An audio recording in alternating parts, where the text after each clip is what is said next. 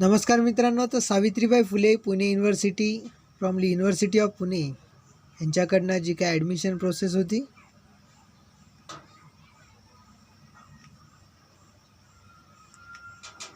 ती शेवटच्या टप्प्यात आली आहे मित्रांनो. शेवटच्या टप्प्यात बनण्याचा अर्थ असा की तुम्हाला सांगितलं होतं की 1 ऑक्टोबर 2021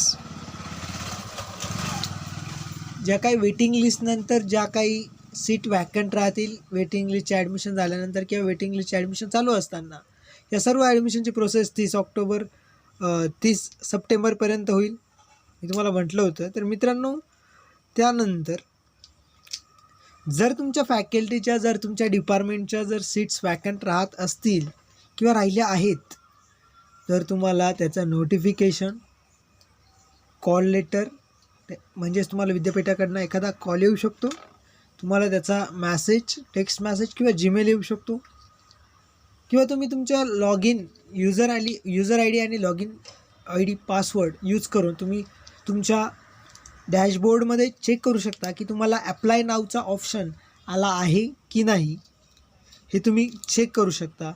ते कशा पद्धतीने तुम्ही चेक करायचं आहे की तुम्ही इलिजिबल आहात की नाही, हे आपण उद्या बघणारच आहोत. आय होप तुम्ही चॅनलला सबस्क्राईब केलं असेल. जर तुम्ही चॅनलवर नवीन असाल तर चॅनलला सबस्क्राईब करा, जेणेकरून सर्व अपडेट तुम्हाला टाईम टू टाईम मिळत असतील. तर मित्रांनो, उद्या तसं आपण बघूच की कशा पद्धतीने वॅकंट सीट्स किती आहेत, कोणत्या डिपार्टमेंटच्या किती वॅकंट सीट आहेत, कशा पद्धतीने तुम्ही अप्लाय करू शकता त्या वॅकंट सीटसाठी.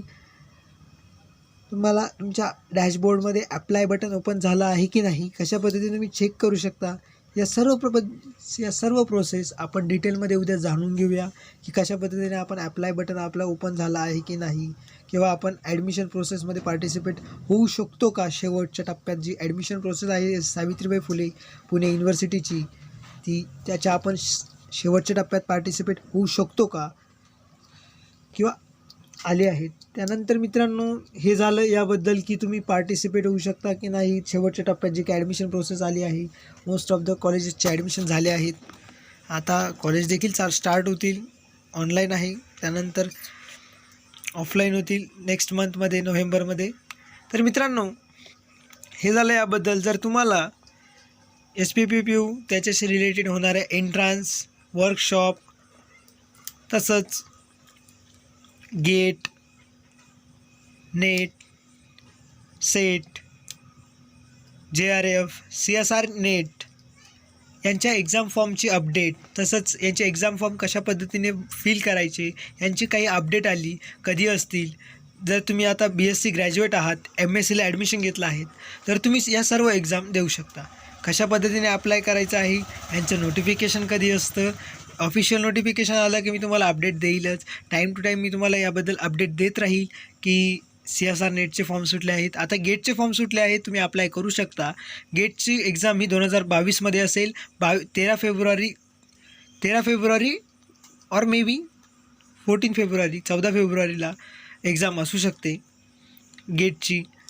फेब्रुवारी महिन्यामध्ये गेटची एक्झाम असते. 2022मध्ये तुमची नेक्स्ट इयर तुमची गेटची एक्झाम असेल. त्याचे फॉर्म सुटले आहेत, त्याची डेट देखील तुम्हाला वाढून भेटली आहे. तुम्ही कशा पद्धतीने गेटचा फॉर्म फिल करू शकता. सुरुवातीला तुम्हाला रजिस्ट्रेशन करायचं आहे.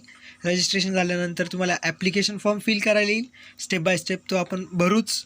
आणि गेटची फॉर्मची डेट वाढून भेटली आहे, तुम्ही तो भरू शकता. तर मित्रांनो, हे झालं तुमचं ॲडमिशन प्रोसेसबाबत की SPPPUमध्ये तुम्ही ॲडमिशन घेत आहात. आता ठीक आहे, SPPPUमध्ये नंबर लागला असेल तर चांगली गोष्ट आहे. त्या अंडर कॉलेजमध्ये नंबरला SPPPUच्या ज्या अंडर कॉलेजेस आहेत त्यामध्ये नंबर लागला असेल तर ही चांगली गोष्ट आहे, आनंदाची गोष्ट आहे. तर तुम्ही आता एंट्रन्सची प्रिपरेशन करायला हवी. एंट्रन्स कोणतीही असो, केमिस्ट्रीचा सिलेबस सेम असतो, क्वांटम सेम असतं, कोऑर्डिनेशन सेम असतं, मॅकॅनिझम सेम असतं, रिअरेंजमेंट सेम असतात, कॅटलिस्ट सेम असतात, रिएजंट सेम असतात, सर्व सेम असतं. फक्त फरक कुठे असतो तर एक्झाम, त्याचा पॅटर्न, हार्डनेस, निगेटिव्ह मार्किंग आहे की नाही, मार्क्स डिस्ट्रीब्युशन कसं आहे यावर डिपेंड असतं. एक्झामला सिलेबस जो काय असतो तो आपण ऑलरेडी लर्न केलेला असतो. तुम्ही आता MSCपर्यंत पोचलात म्हणजे तुम्ही most of the 90% syllabus cover केलेला आहे. तुमचं बेसिक कंप्लीट असेल, नसेल तर आपण ते बघूच. त्याबद्दल मी तुम्हाला नेक्स्ट अपडेट देईलच की गेटची प्रिपरेशन, CSR नेट हे एंट्रन्स आहेत, पण यांचा सर्व एंट्रन्सचा एकच सिलेबस आहे असं नाही. परंतु यांचा पर्टिक्युलर जो काही सिलेबस आहे तो पर्टिक्युलर सिलेबस स्टडी करण्यापेक्षा तुम्ही एक सिलेबस डिझाईन करा. तो सिलेबस आपण डिझाईन करूच. तर एक सिलेबस डिझाईन करा. त्या सिलेबस तुम्ही गेटसाठी सुद्धा यूज करू शकता, CSR नेटसाठी सुद्धा यूज करू शकता, सेटसाठी सुद्धा यूज करू शकता. आता तुम्ही या एक्झामसाठी इलिजिबल आहात आणि नेक्स्ट इयर जी गेटची एक्झाम होणार आहे 2022मध्ये फेब्रुवारीमध्ये, याचे फॉर्म सुटले आहेत ते तुम्ही फिल करा. या एक्झामची जशी अपडेट येईल तसं मी तुम्हाला अपडेट देईलच. आणि या एक्झामची आपण प्रिपरेशन देखील करू. तुम्ही चॅनलशी कनेक्टेड राहा. नवीन असाल तर चॅनलला सबस्क्राईब करा आणि व्हिडिओ आवडला असेल तर व्हिडिओला लाईक करा. आणि तुम्हाला जी काही इन्फॉर्मेशन आहे ती इंग्लिश, हिंदी किंवा मराठी या तिन्ही लँग्वेजमध्ये अवेलेबल करून देण्याचा मी जास्तीत जास्त प्रयत्न करेल. यासाठी मी दुसरं देखील चॅनल ओपन करण्याचा प्रयत्न करेल. त्यावर तुम्हाला स्पेशली इंग्लिश किंवा हिंदी या दोन्हींपैकी एका लँग्वेजचा यूज करून तुम्हाला मी गेट, नेट, CSR नेट या एक्झाम काय आहेत, त्याबद्दल तुम्ही कशा पद्धतीने प्रिपरेशन करू शकता, याचा सिलेबस सर्व एक्झामसाठी एकच असतो. फरक जो असतो तो फक्त काही एक्झाममध्ये जी हार्डनेस असते ती जास्त असते. जसं गेट एक्झाम झाली, जाम एक्झाम आपण मागे बघितलीच, जाम एक्झाम झाली, तशा हार्डनेस जास्त असते. फक्त डिफरंट असतो तो हार्डनेस, क्वेश्चन विचारण्याचा pattern, question pattern, marks distribution, फरक एवढा असतो. तर आपण एक सिलेबस डिझाईन करूया जेणेकरून तो सर्व गोष्टींसाठी यूज होईल. तर कशा पद्धतीने आपण सिलेबस डिझाईन करू ते आपण डिस्कस करूनच डिझाईन करणार आहोत. क्वांटम झालं, थर्म कोऑर्डिनेशन झालं, रिअरेंजमेंट, ऑर्गॅनिक, इनऑर्गॅनिक, फिजिकल यांना थोडंफार येतं. तर आपण याचं डिस्कशन सविस्तर नंतर करूच. तर उद्या भेटूच 1 ऑक्टोबर. व्हॅकंट सीटमध्ये कोणाचा नंबर लागला, कशा पद्धतीने तुम्ही चेक करू शकता, उद्या बघूया. Thanks for watching. आता हिंदीमध्ये माहिती जाणून घेऊया. So friends, welcome back to YouTube channel. Pune विद्यापीठ के जो फॉर्म निकले हुए थे एडमिशन प्रोसेस के, वो लास्ट स्टेज में है. जो एप्लीकेशन फॉर्म थे, जो वैकेंट सीट के लिए जो आप वेटिंग लिस्ट की भी एडमिशन आज तक हो चुके हैं. 30 सितंबर तक 30 सितंबर 2021 तक जो एडमिशन थे वो हो चुके हैं वेटिंग लिस्ट के. अगर वेटिंग लिस्ट में से भी वैकेंट सीट आपके डिपार्टमेंट के रह जाते हैं तो आपको अप्लाई करने के लिए नोटिफिकेशन आ जाता है. आप किस तरह से अप्लाई कर सकते हैं, किस तरह का आपका अप्लाई बटन दिखाई देगा, किस तरह से आप उसे अप्लाई कर सकते हैं. अगर आपका वैकेंट सीट में नाम आ जाता है, अगर आपका नाम मेरिट लिस्ट में या वेटिंग लिस्ट में नहीं था, लेकिन आपका नाम अगर आ जाता है वैकेंट लिस्ट में, तो आपको कॉल लेटर, नोटिफिकेशन, उनकी तरफ से एक रिमाइंडर आ जाएगा. किस तरह से आपको देखना है, आपको डैशबोर्ड में लॉगिन आईडी, यूज़र आईडी और पासवर्ड डाल के आप देख सकते हैं डैशबोर्ड में कि आपको अप्लाई बटन ओपन हुआ है या नहीं. किस तरह से चेक करना है मैं आपको बताऊंगा. अगर आप चैनल पर नए हैं तो चैनल को सब्सक्राइब कीजिए और पास वाले बेल आइकन को प्रेस कीजिए.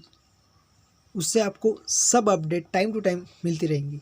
तो फ्रेंड्स, ये हो गया आपका admission process last stage.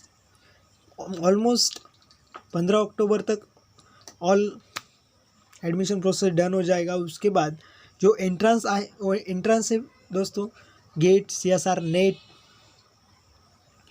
Set, PhD test, TET teacher eligibility test, then most of the entrance related to this MSc chemistry, MSc organic, physical, जो भी आपकी ब्रांच है केमिस्ट्री से रिलेटेड, उसके जो एंट्रेंस है किस तरह से आप उसको अप्लाई कर सकते हैं। अभी गेट के फॉर्म छूटे हुए हैं, आप फिल कर सकते हैं। उनकी एग्ज़ाम 2022 में रहती है, नेक्स्ट ईयर फरवरी में उनकी एग्ज़ाम होती है, तो आप उसके अप्लाई कर सकते हैं। किस तरह से अप्लाई करना है, रजिस्ट्रेशन करना है, सभी बताऊँगा डिटेल में। आप खुद भी कर सकते हैं या साइबर कैफ़े में भी जाके आप अप्लाई कर सकते हैं। तो फ्रेंड्स, आपको डेली अपडेट देता रहूँगा, वीकली या टाइम टू टाइम आपको अपडेट करता रहूँगा किस तरह से कौन से फॉर्म छूटे हुए, किस तरह से आप अप्लाई कर सकते हैं, कौन से एग्ज़ाम है, CSR नेट है कि गेट है, कौन से एग्ज़ाम है, मैं आपको टाइम टू टाइम अपडेट देता रहूँगा। अगर आप चैनल पर पहली बार आए तो चैनल को सब्सक्राइब करना ना भूलिए, ताकि सभी नोटिफिकेशन आपको टाइम टू टाइम मिलते रहे।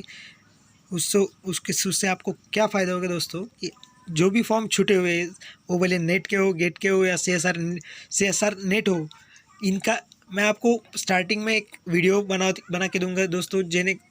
उससे आपको क्या होगा कि जो भी आपको एग्ज़ाम से रिलेटेड जो भी डिफ़िकल्टी हो, जैसे आप पूछोगे गेट एग्ज़ाम क्या होती है, CSR नेट क्रैक करने से क्या होता है, नेट क्रैक करने से क्या होता है, सेट क्रैक करने से क्या होता है, आपको इसके बारे में मैं डिटेल में बताऊँगा। इसके लिए चैनल से कनेक्टेड रहिए। Thanks for watching.